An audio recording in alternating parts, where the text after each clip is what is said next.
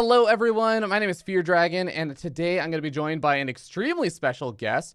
We're going to be doing a nice sit-down interview with Trevor Housten, who is the man leading the charge for esports at Frost Giant. A lot of you guys from the old school StarCraft folks may actually know him better as Torch, who's a former pro player and commentator back in the early days of StarCraft 2. Trevor, how's it going? I feel like you must have had a very busy week so far. Oh yeah, it's been a great week. We love seeing the feedback and the excitement from you guys in the community. So thank you so much. Please keep it coming. Please let us know how we can better serve you. But yeah, it's been a wild ride the last few weeks, few months, and we're really excited for the upcoming weeks, months, and years. That's super exciting to hear. And of course, for those who don't know, if you somehow missed out on it, Stormgate is going to be the next big title, or I should say the first big title for Frost Giant that's going to be coming out.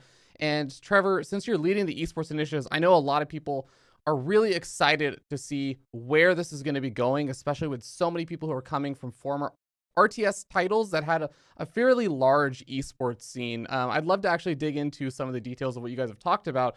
And one of the biggest things I think on my mind was that you guys were actually talking about having multiple different competitive modes available, which I think is a pretty big deviation from a lot of former esports RTS titles. Yeah, there's still a lot that we're kind of figuring out, and we've got a little bit of a roadmap to go. So a lot of conversations are going on with community members, teams, players, tournament organizers. But what we have really noticed a lot is that there's different segments of players that enjoy RTS in different styles. And Stormgate at its core is building on that 1v1 experience, that 3v3 experience, and co-op experience as well, in addition to campaigns that are normally in a game of this size with this depth of lore. So from a competitive standpoint, we want to make sure that we are able to build programs in a way that are approachable to all of those different segments of players, so that everyone that's participating in Stormgate at whatever the way they want to feels like there's something to go deeper if they wish to. There's a community there to build on. There's different ways of engaging both in the game and out of the game with those communities.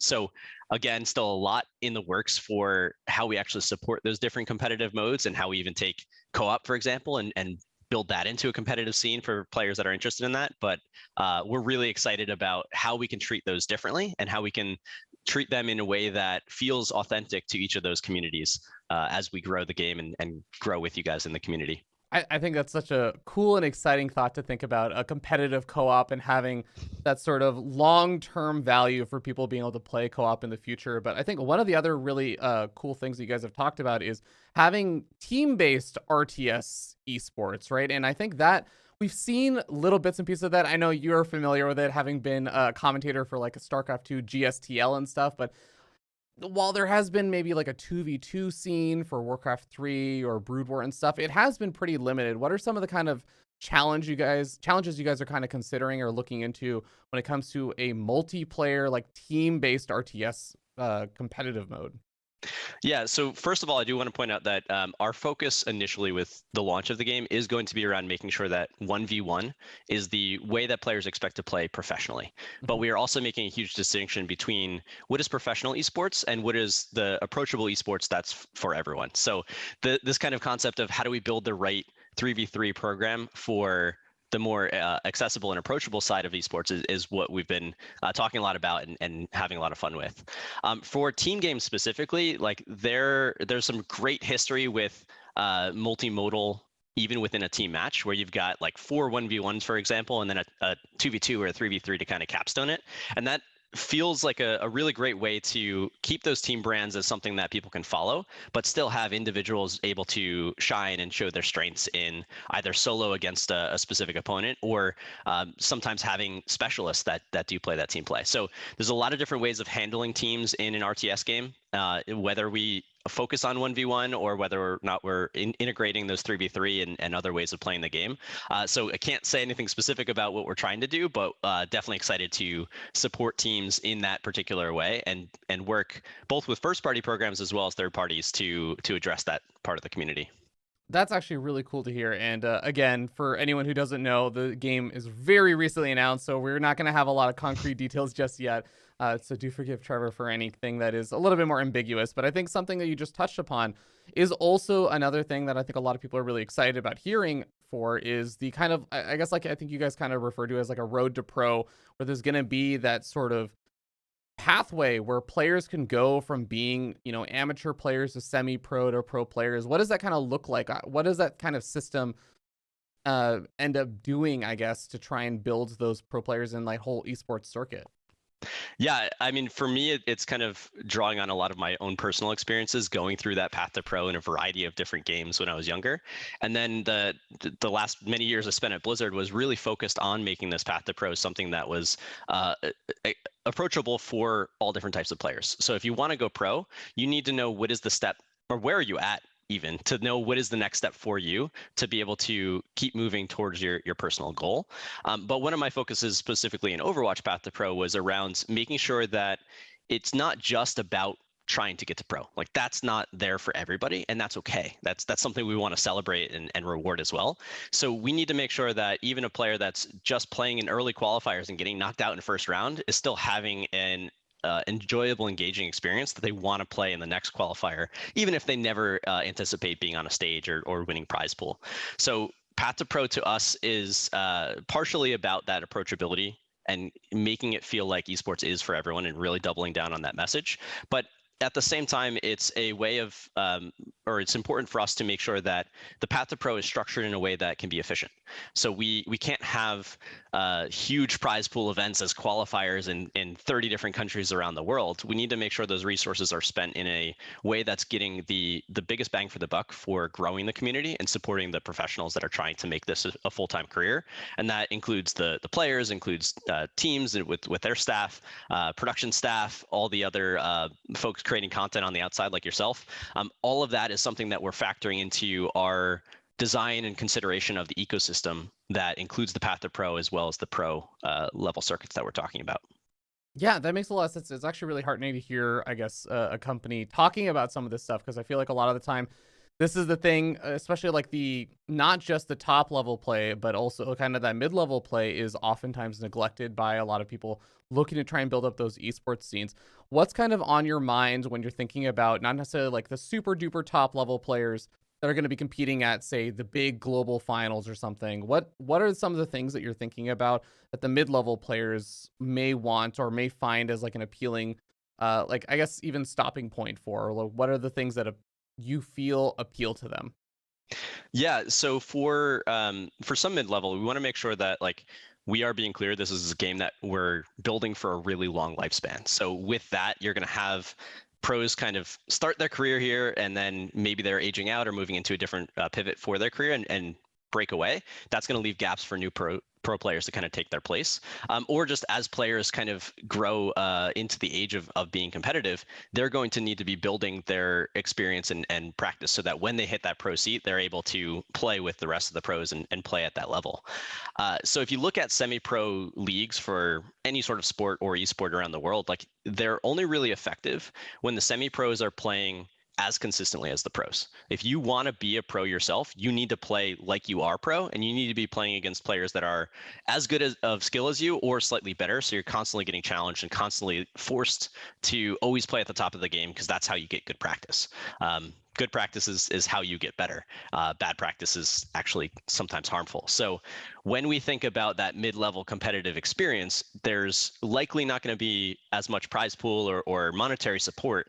So unfortunately, the individuals there just naturally have to have other ways of making sure that they're able to make ends meet, whether it's from sponsorships or a side job or still being in school or anything along those lines. But when we look at it from a tournament format structure and competition opportunity standpoint, we're trying to make sure that there's enough opportunities for high stakes from the perspective of the semi-pro player, high stakes matches that they're constantly training themselves, they're constantly dealing with that stress of being a competitor and that thrill of winning, so that it gives them the opportunity to push to their own personal limits and see if those limits are at the pro tier or not. So I guess to answer your question of like, what are we kind of looking at that semi-pro level? It's making sure that it's got a similar cadence to the pro and a similar level of I'm going to say stress, but implying good stress from a competitive standpoint for what a pro player is sitting in that match. So they get really good practice and can feel like they're actually preparing themselves. Yeah, it makes a lot of sense. Like competitive tension, I guess, is another way. Yes, Yeah. that's a much better phrase to use. I like it. I think another thing that also is really exciting to hear about, especially coming from StarCraft, where I feel like, oh man, we're so close to getting a lot of this, and I mean, we can see the difference it's made in other esports. Is being able to have a lot of the esports stuff baked into the actual game itself. What are some of the things that you guys are thinking about? And again, no concrete promises on any features or anything here. We're not asking for any of that, but what are some of the things or even ideas that you're playing around with of how to integrate esports into the game to, I guess, get more people involved and have more accessibility into it? Yeah, so for us, it's trying to look at what are the problems that exist when you think about esports globally and you think about it at scale. And a lot of that first comes down to discoverability. How do players even know there's a tournament for them that they can compete in, that they're eligible for, that they want to compete in? So trying to find ways of surfacing more of what is the right opportunity for that player based on their current journey with the game. Like, did they just log in for the first hour, or are they playing every single day for 8 hours a day and looking for that type of additional challenge? Like trying to tailor that discoverability to the individual. Second, for us, when we think about scalability, it's operations is a huge cost of running esports tournaments. So where can we find ways that minimize the actual human element necessary to execute these tournaments? So that's creating brackets, it's making sure that players know when their round is, signing up for the tournaments to begin with, like all of those types of things. There's ways to integrate tools when we're building it from the ground up to be able to support that and have that flow be just easier for everyone. So that includes us, that includes third parties, that includes the players participating as well. So that's a huge pillar that we're exploring and trying to make very approachable as well. And then the third aspect is, or I'll go to a fourth one as well. The third aspect is making sure that it's smoother from the player standpoint. Like, how can we make sure that a player doesn't have to also be on their mobile phone while playing in a PC tournament, or alt tab out of the game to go and figure out, like, is their opponent there for their lobby? Like, what is the friending that needs to occur? Like, all of that type of stuff adds a lot of friction that makes other esports tournaments harder to get into or want to play. And then when you play it the first time, maybe you don't want to go back and play again. So we want to make this feel very gratifying as the experience all the way through. And then the fourth aspect we can talk about is finding ways to provide scalable rewards. So there's not any details I can share today, but we do want to explore ways that there's some level of crowdfunding that produces dollar resources that can go to these tournaments, even ones that we don't run, so that influencers or streamers or small tournament organizers are incentivized to operate these events, because it's not needing to be a passion project necessarily. It's not needing to be at a huge loss for them to do that. And that's a way that we feel like it's going to make the community really feel like a community that's working together.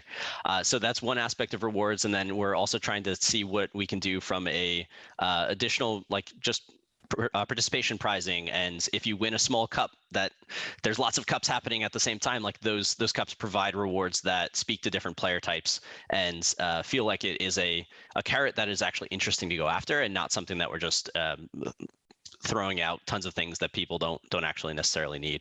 So with all of those kind of aspects, we're still building out a lot of what is that tech going to look like. And the other important aspect is, I'll keep repeating this, but we're building for a really long-term experience here. So what we have on day one of the game is not going to be the same of what we have on day three. And for us to prioritize the features that make the biggest difference and the biggest impact for players, viewers, organizers, and ourselves is going to require a lot of feedback. So please, please, please let us know what's working for you, what frustrations you might have had with other esports events. We're combing through everything we can. We're building on our own experiences, but to make this truly awesome, like, we're going to need to be building it hand in hand with you guys, the community. So please reach out, let's have conversations, and when we build stuff, let us know what's working and what could be improved.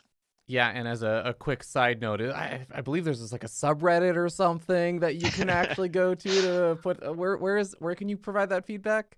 I mean, there is a Frost Giant subreddit that we do look at very frequently and do really, really appreciate the community giving us feedback there. There will be other subreddits that I'm sure pop up that if it's semi-related to esports or Stormgate or Frost Giant, we'll have representation there and be able to hear your feedback.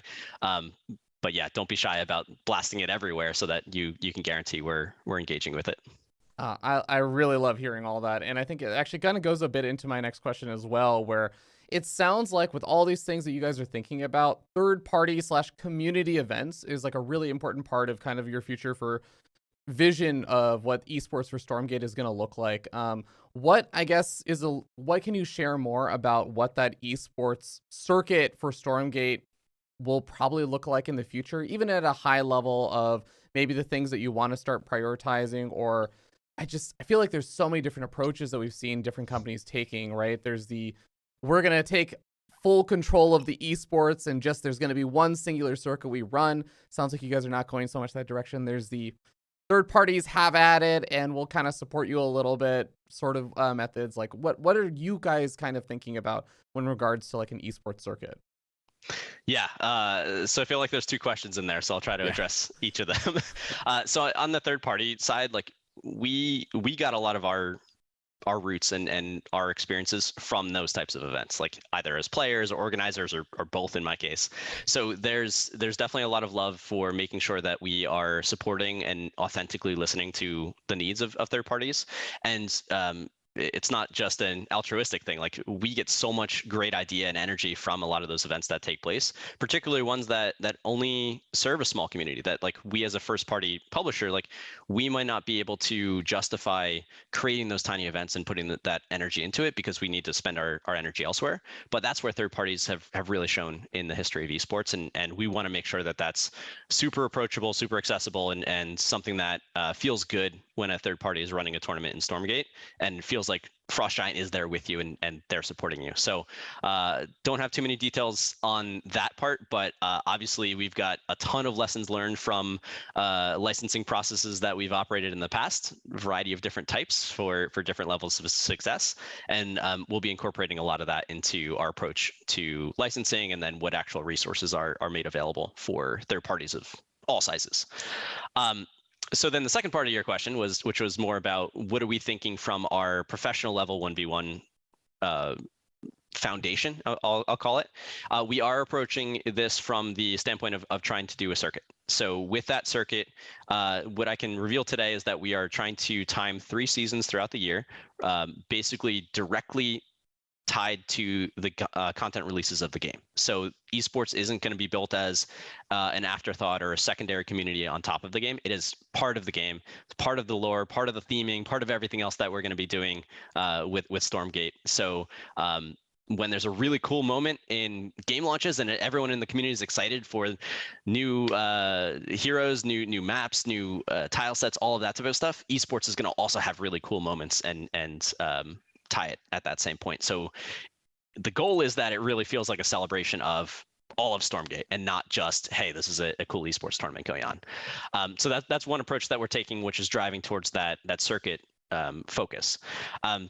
Going a little bit deeper, what we're trying to do in those circuits is have a lot of on-ramps for players to be able to join every one of those seasons. So it can feel like a fresh opportunity for new players to get in. And it doesn't feel like a inaccessible, like elite thing that you have to know someone to be able to even get into a qualifier invitational to then be able to try to make your way into pro. We want it to be something that anyone can try and know where they're at and what step they have to approach to. And that's something we can cycle every single season to create these different entry points and really have a lot of flexibility for the players to decide how to play. From that foundation, where it would be qualifiers into regular season, into playoffs, and a seasonal championship every single season of the game, we do want to have some level of tying in tentpole third-party events. We don't have a specific point structure or anything along those lines that we're ready to share today, but that's kind of where we're thinking, where when there's an event that the community and the players are saying, hey, this is important for us, we want to make sure that's tied into the overall narrative and the overall storyline of top level 1v1 professional esports in Stormgate. And we see a single annual championship as the way of kind of culminating that and unifying those storylines, much like you've seen in a lot of other esports structures before. So that's kind of where we're at, and we're intentionally keeping it a pretty light foundation, while still having that ritualistic aspect for both players to have consistent matches, viewers to have things to kind of look to and draw strategies and follow their favorite players, but also the entry points to allow people to get in whenever they feel that they're ready.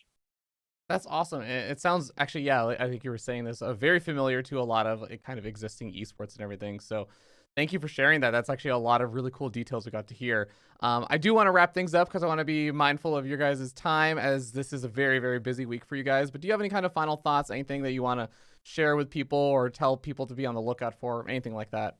As we talked about before, if you have feedback or ideas or anything like you want to have a discussion with us, we want to continue to be part of this community and build things for all of us. So don't be shy. Don't feel like we're up in our high castle or anything like that. We need to have these conversations with you to build the game that we're all going to love and be playing decades from now, hopefully.